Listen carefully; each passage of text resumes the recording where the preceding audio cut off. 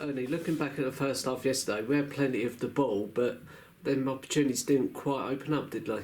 Yeah, it was strange. Caught us by surprise, I think, Lee. They played six at the back, really packed out and really just occupied their last third of the pitch and hoped to sort of hit a long ball down to their centre forward and spring out from there. But it was very difficult. It was very congested, difficult for us to play, extremely difficult, and really was disappointed becoming 1-0 down at half time. So what did you say to the boys at half time?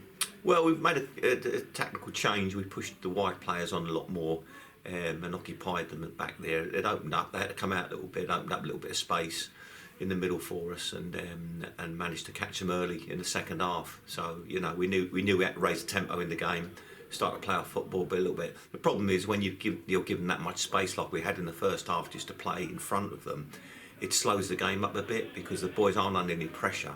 So it was taking that extra second to pass the ball, and it just slowed our tempo. So we knew we had to quicken that up, and I thought we did that very well in the second half. One wide player who did come on and score 2 goals was Michael Hagan. He took both goals very well, didn't he? Yeah, I thought Michael was superb when he came on. He's full of running. Michael's a quality player. He's been very instrumental this season in coming on and having an impact for us. We've seen that in I think it was in the Chatham game early on, and I think he's done that on several occasions. He's a great player to have around, Michael, and he's got a good record of scoring goals from the scaffold. Obviously, Helg's suspended at the moment, but what's quite obvious to see is that, he's not sitting at home. He's there. He's supporting the boys quite closely. Is that testament to how close this change room is? I think it's one of the possibly the best changing room I've ever had in my management career. These boys, really, just recently over the last few months, kind of live in each other's pockets a little bit. We're here at least sort of 3 times a week. I know they socialise a little bit together, and I think Bill's in there organising a night out at the end of the season at the moment. To have that camaraderie in a changing room and the sheer quality of it has been a real big plus. Last night was Witchy Hamill's 100th game for Sheppey. Bearing in mind we've had 2 seasons which weren't complete, that's quite an achievement at this level, isn't it? Yes, in the days of players moving on quite fairly swiftly,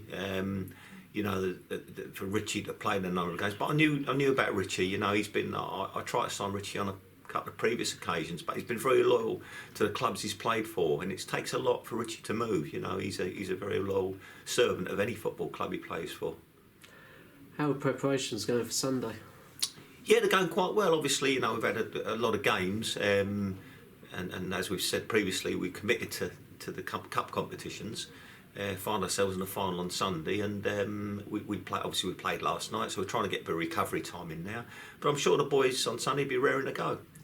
For you personally, do you do anything different pre-match for a cup final, or do you treat each game as the same and try and do the same routine? Well, I think for me personally, it's very much the same routine. Get out of bed, have a couple of slices of toast, start thinking about the game, and preparing to get to the venue, and it'll be the same on Sunday.